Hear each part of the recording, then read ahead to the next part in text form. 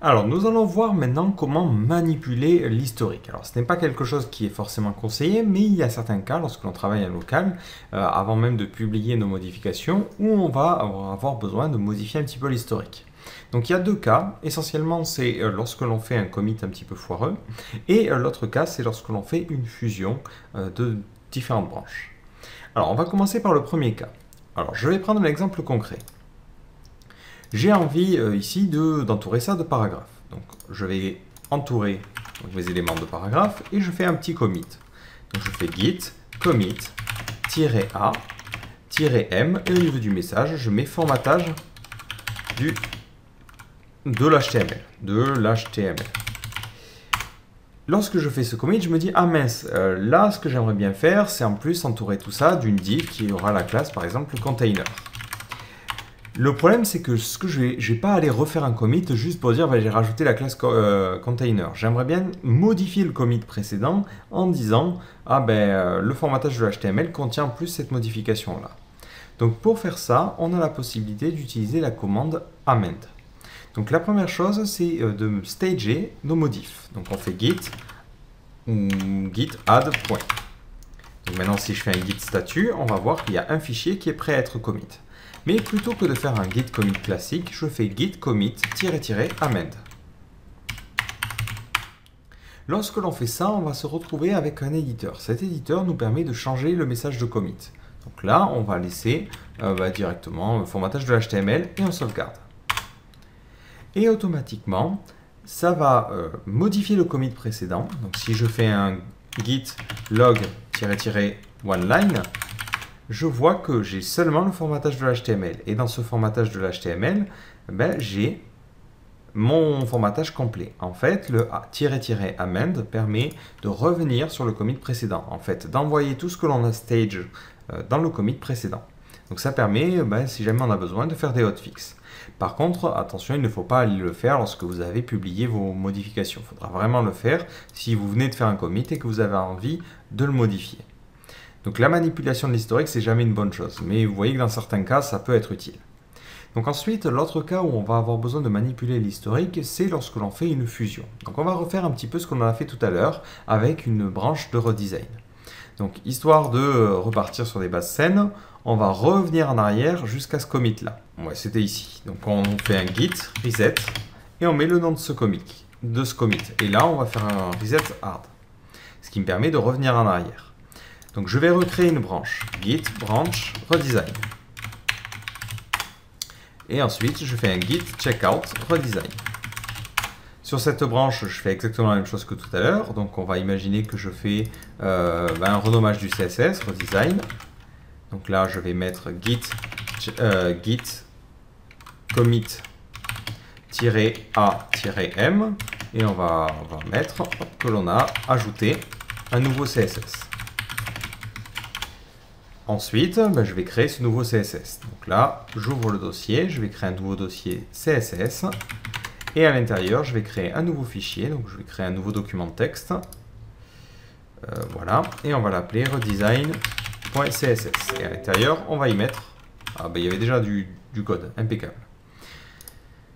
Du coup, au niveau de mon système, je fais un second commit. Git commit. Alors là, il faut d'abord rajouter les différents fichiers, vu qu'on a des nouveaux, donc --all.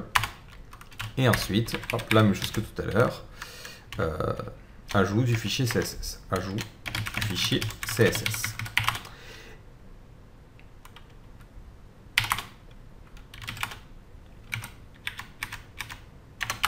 Voilà.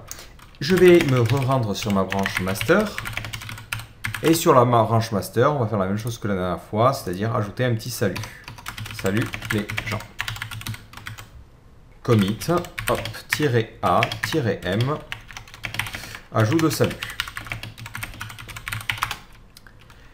Donc si je regarde un petit peu l'état de mes branches, donc moi dans ma tête c'est assez clair, peut-être pour vous ça l'est moins, donc ce que je vais faire, voilà, je vais ressortir l'interface visuelle.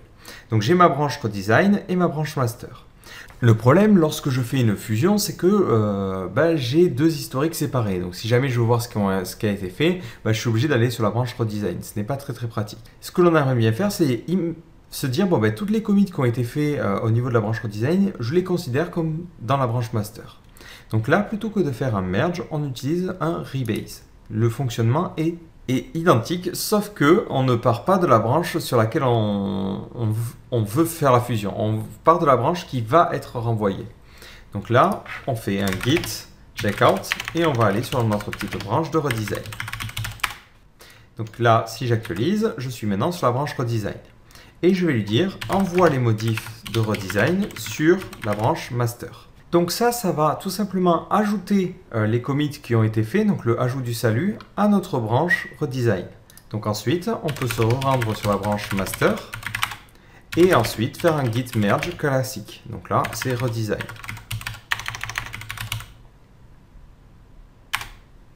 Et là, on va avoir le fameux fast forward qui va bien avoir lieu. C'est-à-dire que on a les différents commits qui sont directement intégrés dans master.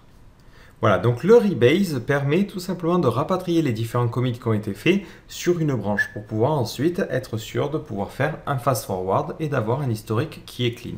Donc vous voyez que maintenant, si je supprime donc avec un git branch-d redesign, voilà, j'ai un historique comme s'il n'y a jamais eu de branche redesign. Et ça, c'est plutôt pratique. Donc on va revenir en arrière, je vais refaire les différents commits. Et on va voir une autre manière de faire le rebase. Voilà, donc là je me retrouve dans la même situation que tout à l'heure. Donc on a aussi la possibilité de faire un rebase interactif. Donc le rebase interactif va nous permettre de mieux organiser nos différents commits que l'on va rapatrier. Donc je vais me placer sur la branche redesign. Sur la branche redesign, je vais ensuite rebase pour récupérer ce qui a été fait sur la branche master. Sauf que je vais rajouter l'option "-i". Cette option va me permettre de faire un rebase en mode interactif. Donc ça ouvre l'éditeur et ça me propose ici le système de rebase. Donc là, il me montre que donc il y a deux commits, mais j'ai envie de les fusionner. C'est-à-dire que ce commit-là, j'ai envie de le supprimer et qu'il soit fait dans le premier commit, un petit peu comme on avait fait avec la commande amend. Donc là, on peut mettre un autre mot-clé que pick, qui est le mot squash. Squash permet de prendre ce commit-là et de le mettre dans le précédent. Donc je sauvegarde et je quitte. Donc là, automatiquement, il va faire le rebase. Alors, il me dit qu'il y a une petite erreur. Pourquoi ? Parce que le code HTML que j'ai dans ma branche est différent de celui du master. Donc là, on a un conflit classique. Donc je vais choisir de ne conserver que celui avec les petits smileys parce que c'est plus sympa. Donc une fois que je suis satisfait, donc une fois que j'ai résolu le conflit, on me dit continue. Donc là je fais git rebase -- continue. Donc il me dit ah je ne peux pas continuer parce qu'il faut que tu gères la fusion. Alors donc là je fais un git add, donc git add point plutôt, et ensuite un git commit. Donc il m'a mis directement le message, c'est une résolution de conflit classique, donc je sauvegarde et je quitte. Donc si je re-regarde au niveau de mon interface visuelle pour comprendre un petit peu qu'est-ce qui s'est passé. Et hop, je relance un coup de rebase continue. Donc là il y a un petit... Du coup, il faut que je résolve encore le message du commit, donc là je ne vais garder évidemment que la partie création du CSS. Voilà, donc je sauvegarde et il va faire son petit rebase. Donc au niveau de mon système, j'ai maintenant la branche redesign qui a récupéré la branche master et qui a fusionné ces deux petites modifications en une seule qui est création du CSS. Si je clique, je ne sais pas s'il me laisse voir, ouais, si je passe dessus, voilà, je vois qu'il a modifié le redesign et le index.html. Impeccable. Donc maintenant, je retourne sur la branche master en faisant git branch master, git plutôt checkout master et en faisant un git merge et je rapatrie la branche qui est la branche redesign. Et là du coup il va pouvoir faire un fast forward vu que j'ai récupéré toutes les modifications qui ont été faites. Et à la fin je finis en faisant un git branch-d et je supprime la branche redesign. Voilà, et vous voyez qu'automatiquement je récupère bien un historique qui est bien propre. Alors le git rebase, il peut être aussi utilisé pour de mauvaises choses, hein. On peut réécrire aussi une partie de nos commits. Donc imaginons que ces 3 commits, j'ai envie de les fusionner. Je peux faire un git rebase et je vais rebase donc la branche courante par rapport à la branche head et je recule. Donc pour reculer, on peut mettre soit un plein de dièse, soit mettre un tilde suivi du nombre de commits en arrière. Donc là, ici, c'est 1, 2, 3. 3. Et je rajoute juste avant un -i pour passer en mode interactif. Donc en mode interactif, on me propose ici de pick donc ces 3 commits. Ce que je peux faire, c'est aller squasher ce commit là et ce commit là. Donc là, automatiquement, on va avoir un rebase. Il me dit bon, oui, quel message je dois choisir. Donc là, au niveau des messages, on va donc là, on va mettre rework du code HTML. Voilà, et je sauvegarde et je quitte. Donc le rebase a bien été fait, et maintenant j'ai mes différents commits qui ont été fusionnés.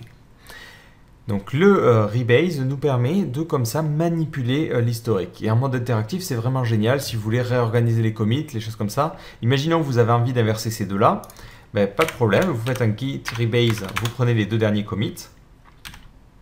Voilà, alors du coup ils sont dans l'ordre, c'est celui-là le dernier, et moi je souhaite le mettre au-dessus. Donc là j'utilise la puissance de Vim. Donc je fais DD, K et P majuscule. Voilà, ce qui me permet de placer la ligne au-dessus. Du coup, dans l'historique, ça sera ce commit, le nettoyage du readme.md qui sera en dernier. Et si je sauvegarde et que je ferme le fichier, il va faire un petit coup de rebase et il va inverser. Donc la commande rebase, on peut aussi l'utiliser sur une seule branche. On n'a pas forcément besoin de l'utiliser au moment d'une fusion pour réorganiser. En fait, rebase nous permet de réécrire depuis une certaine base.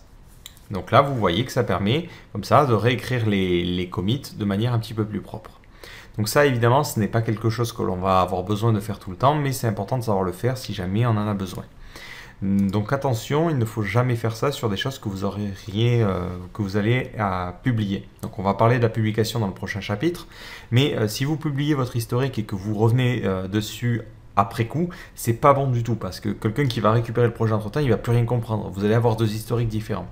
Donc la manipulation de l'historique, on va le faire essentiellement lorsque l'on travaillera en local, histoire de, lorsque l'on va envoyer les modifs en ligne ou sur le serveur, d'éviter d'envoyer un historique tout pourri. Ça permet de nettoyer un petit peu les choses avant d'envoyer. En revanche, il ne faut pas aller modifier l'historique. Un historique qui aurait déjà été publié. Imaginez-vous, si sur Linux, le noyau de Linux, tout le monde se mettait à supprimer l'historique. Ce serait un véritable enfer.